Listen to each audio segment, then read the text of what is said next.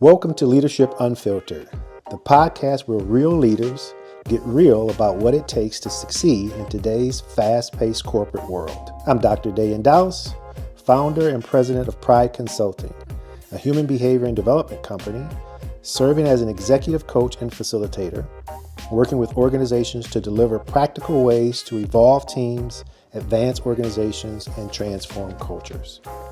I hold a PhD in organization and management with over 2 decades of leadership experience in Fortune 500 companies. And I'm best-selling co-author of the book, Nothing But Net. I'm joined by my co-host, Phillip Smith. Phillip is a seasoned technology executive with extensive experience leading large-scale engineering teams and driving digital transformation. Over his 25 years of leadership experience, he has held multiple roles from supervisor to vice president. His personal brand is coder by blood, architect by trade, and leader by choice. Every episode will deliver real-world strategies, unfiltered advice, and the tools you'll need to take your leadership to the next level. Let's get started. Welcome. Today we are going to continue our conversation around the 10 tensions of leadership by Justin Wright. Today's conversation, we're going to talk about the tension between instinct and data. Trust your intuition, but pressure test it with facts. The best decisions come from both. This is a really good tension to talk about. It reminds me of a situation where, because I'm an intuitive leader, my intuition have an excellent nose for BS. Just, it's really, really difficult to pull one over on me. Yeah. I'm very fast and quick in terms of decision making and situation analysis, and that's based on years, decades of data. So my intuition is based on a lot of experience.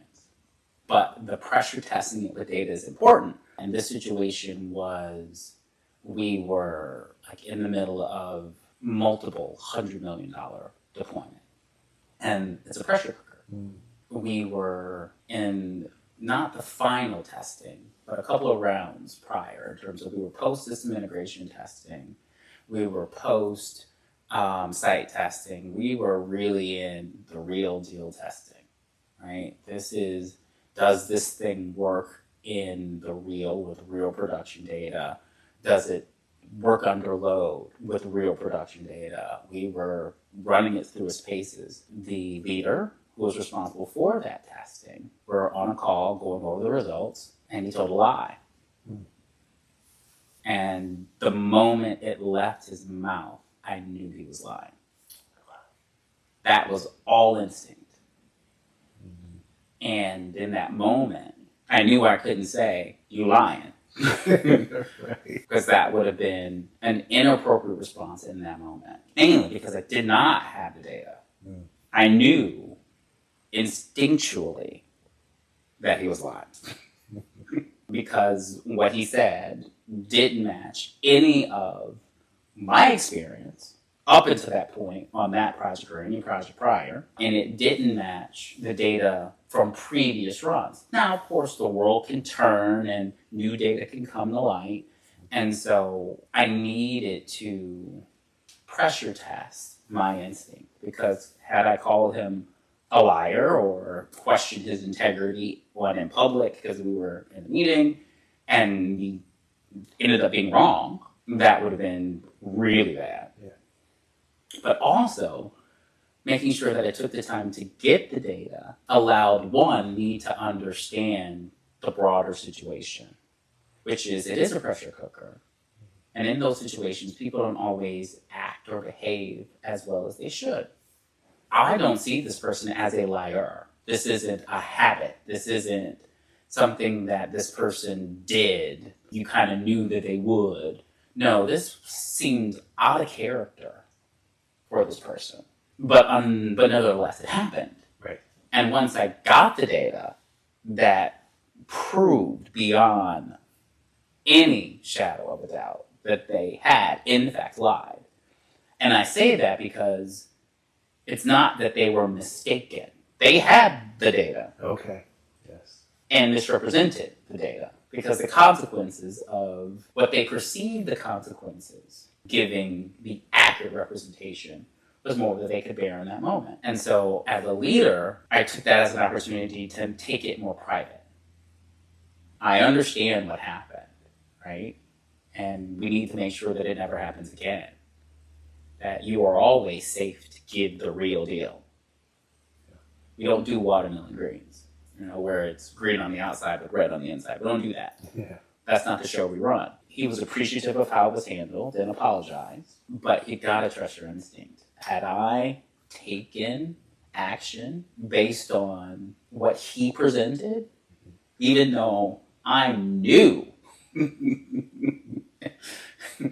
that it was wrong, we would have found ourselves in a very difficult situation on a very large project. And so it's so important to trust your instincts, but at the same time, you can't trust only your instincts. Yes. You have to have the data that supports it. Yes. It's good. And I like in that definition, there's a tension, but a good decision is based on both. Yes. Right?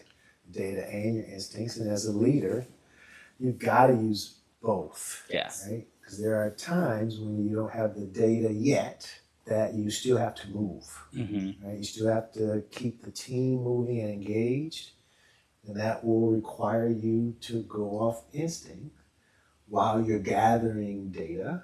Or you may not have all the data and a full picture, but you have enough instinct and experience to keep moving until you get a clearer picture and more data. So, love the fact that he says you got to use both. The tension is when you are heavily leaning one way or the other. Right? If you are heavily data focused and you're not relying on your instinct, then when the situation is fluid, ambiguous, things are changing fast, the data's not coming in fast enough to keep up, then the tension is you aren't really relying on your instinct. And so that slows you down while you're waiting on this data, and that becomes your tension. It's best to rely on your instinct when you're trying to understand the why in a situation, Mm-hmm. what's going on. When you're trying to get quick insights into something, you rely on that instinct. It's got to be in those situations, and it's got to be a good balance between the two. I recall as I was transitioning out of a leadership role and coaching up my replacement, our responsibility for the business unit was to make sure they were getting the technology support that they needed. And oftentimes the business, while they think they know what they want, sometimes they don't. Mm-hmm. Even though they'll express in very certain terms that this is what we want, you know instinctually that is not what you really want or need, by the way. And so I was trying to coach my backfield, my replacement, that you will get that from this customer, that they will sound very convincing that this is what they need and want. But you have to use your instincts to understand why they are asking for it, the timing they're asking for it, the sequence in which they're asking for it, and use that as insights for how you might guide them and what direction you might take. But what was interesting in that coaching or in that transition was that my backfield was coming from within the organization that they would now be supporting, which the downside to instincts is bias, right? And so coming from within that organization, you think instinctually, I know exactly what you need, even though you're saying this, but there's a bias that comes with your instinct and your experience and your perspective that you have to make sure you are balancing with the data. The data will keep you in balance and make sure you're not using that bias to guide or make decisions just purely on the instinct. So that is one situation where they were going to definitely rely on their instinct. Be careful of the bias, and then to use the data that was coming in, because data is factual. Yes. You want to use that when the stakes are high, when there's a lot of risk involved.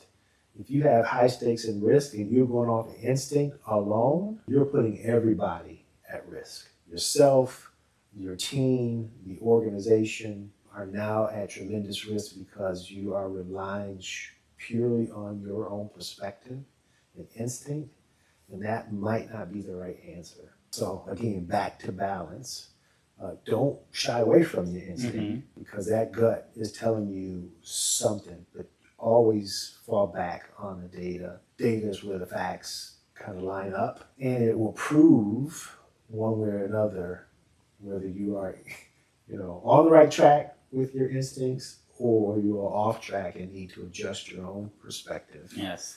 On which way to go. So, and being in IT, we deal with a lot of data inside of IT. Other organizations as well, you have to rely on a lot of data to support an organization from an IT perspective. So I like the bias concept and making sure that your instinct is inherently biased. Absolutely. Using the data to balance that out is so important, because going solely off of instinct, that bias that you have will show up, and it will begin to impact the team as well. And so if you are able to balance the data, have the data balance out your instinct and your biases, that will help, because biases aren't inherently wrong. It's when you are unaware that you have the bias that it becomes a problem. yes, And that is why it's really important to surface them, and the data will help you surface them. And I will tag on something that's not directly in alignment with what you said, but a little bit off to the side, but I think it's an important point, which is not all data that you can use has to come from a hard source.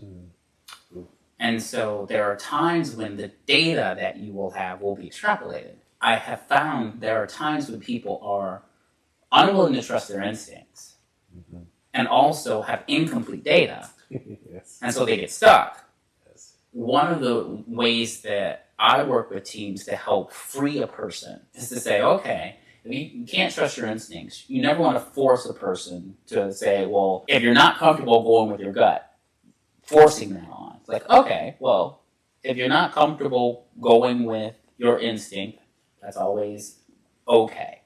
Because that is a function of trust. That's a function of the environment that you have built, or not. And so you can't force that. But what you can do is give them the tools where they can, if they don't have complete data, give them the tools to flesh out the rest of the data. I have helped a couple of leaders figure out how to do modeling. To say, okay, here's the data that you have. Here's the data that you're looking for. Can you get to the data that you're looking for by extrapolating the data that you have? Yeah. It may not be perfect if you go to sources like Gartner or Forrester or some consortiums like EPRI or Unite, or even some big three, if you go to Accenture or E&Y. They have these repositories of data that may not be directly applicable to your situation, but it's close enough where you can get some good extrapolations that will apply to your situation. It seems interesting to me that some people interpret that as cheating.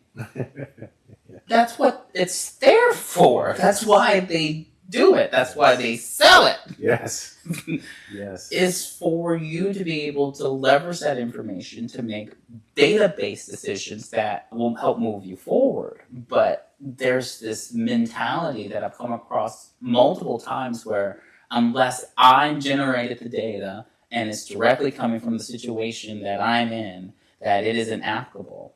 And while not directly related to the topic, I think it's important, and from a data perspective, that not all data that you can use to validate your instinct or invalidate your instinct needs to be directly coming from the situation that you're in. But there's tons of resources out there that can provide that data that can help you guide the decisions that you need to make. Yeah, absolutely.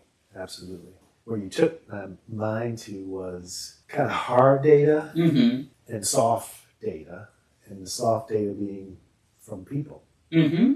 right? You can get it through different sources, and one of those sources is people. I often find myself using instincts more so when it's coming from people data because there's bias in people. But you can start to connect the dots through different conversations that is providing you data, right? So people provide you data through conversation, and then you have to use your instinct to say what's true and not true about the data that I'm receiving from people. More difficult than hard data. When I say hard data, I'm talking numbers and things like that, right?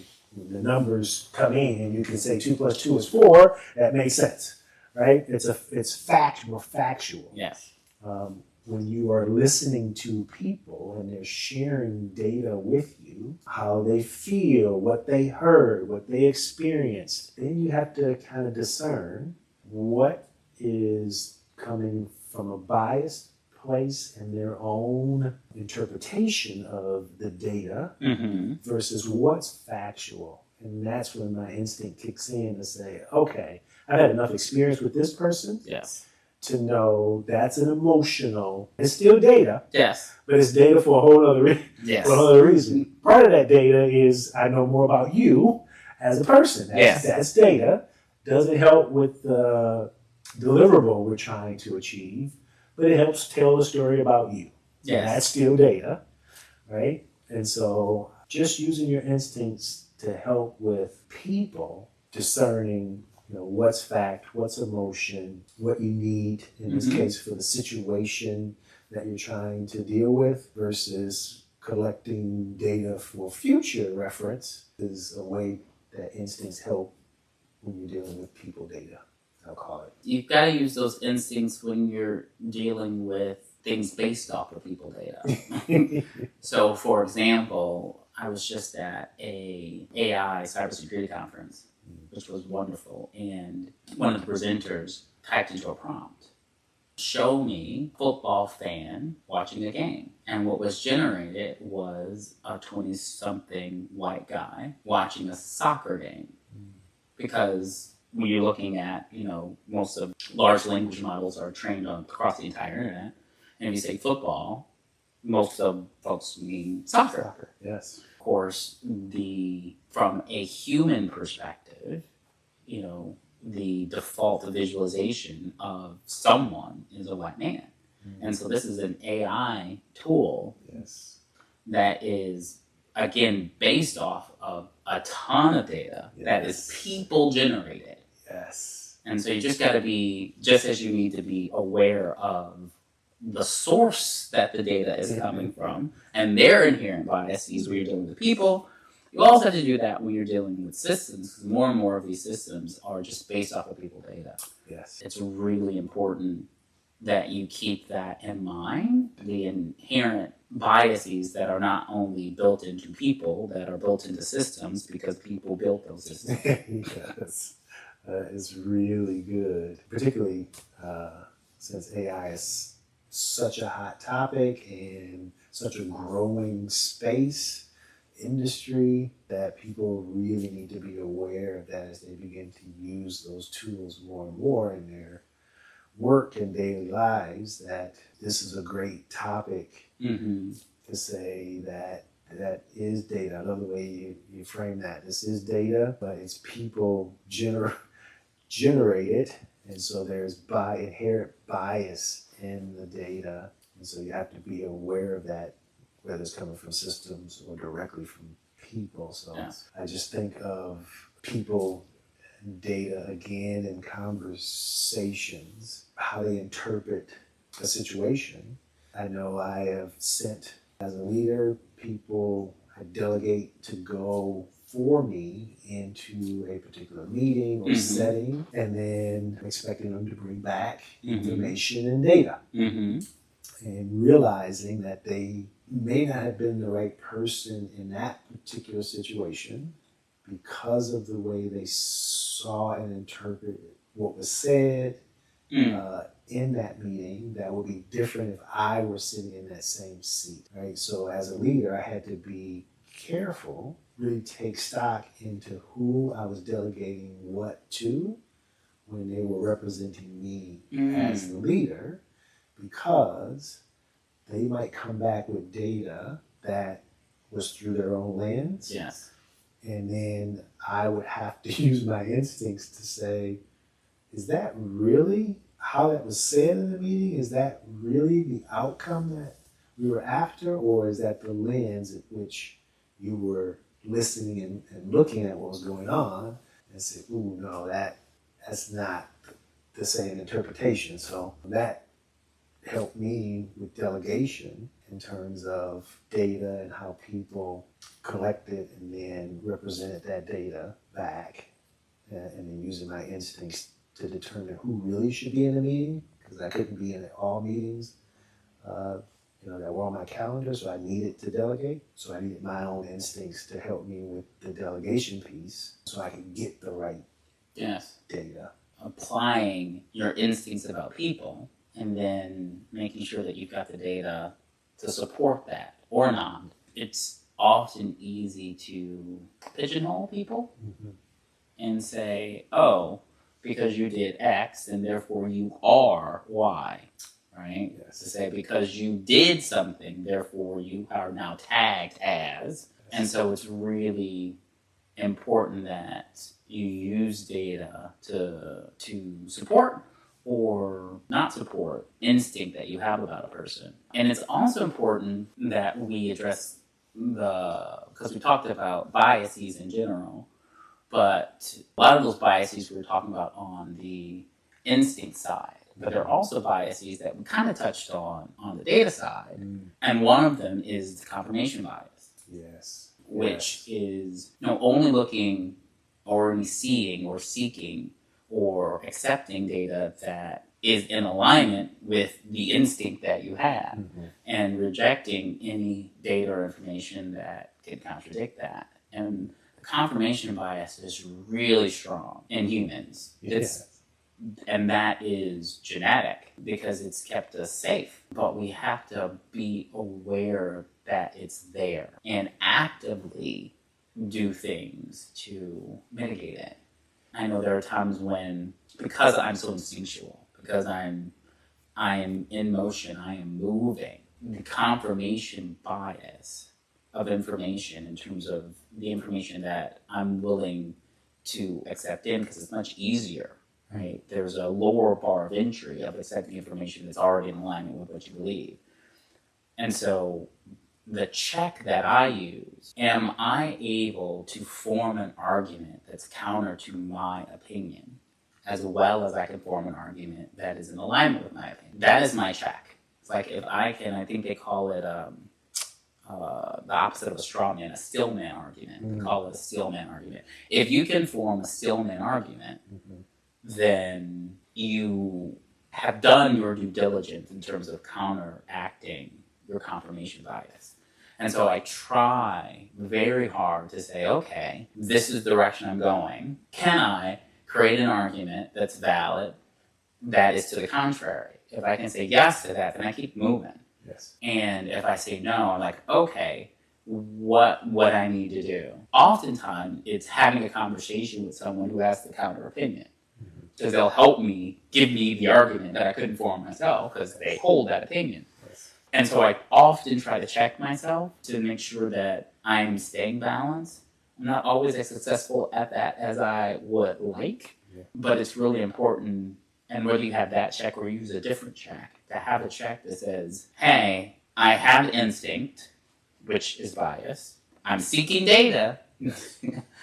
Is the data that I'm seeking, that is the check for my instinct and my bias, simply reinforcing that bias? Yes. So it's important that you do that additional check as well. Yeah. I'll tell you, when I think of instinct, I use the term spidey sense. So my spidey sense kicks in. And one of my spidey senses is if I walk in the house and I feel like my wife is mad with me. But I haven't actually seen it yet. There's some energy. Mm-hmm. As soon as I hit the door, there's some energy in the house. And I said, woo. My spidey senses say, my instincts say, she mad with somebody. Now I need to collect some data really fast to see if it's me or the kids. Yes. And so my data collection is, where are the kids? And if they're home, then okay, it's got to be them. So that is my real world instinct, quick collection of data. When I collect the data and it's me, then I need to head back out and get some flowers or do something to make sure that we're going to change this energy in this house before everybody's in trouble. So that is one way to use your instincts and collect some data really fast. Really, really fast. With the quickness, as they say. Yes. All right, well, that's our time. And we spent this episode covering an additional 10 Tensions of Leadership by Justin Wright. And we covered instinct and data, the tension between those two. We talked about instinct being valuable, really an important aspect of leadership. It needs to be checked with data and making sure that the data that you're using is also able to not be unduly influenced by the biases that come along with going with your instinct. And so we're happy that you spent this time with us, and we'll see you next time. Thanks for tuning in to Leadership Unfiltered. We hope you have found value in our conversation and are ready to take action in your leadership journey. If you enjoyed this episode, subscribe, share, and leave us a review. And don't forget to connect with us on social media for more leadership insights and resources. Until next time, keep leading with purpose.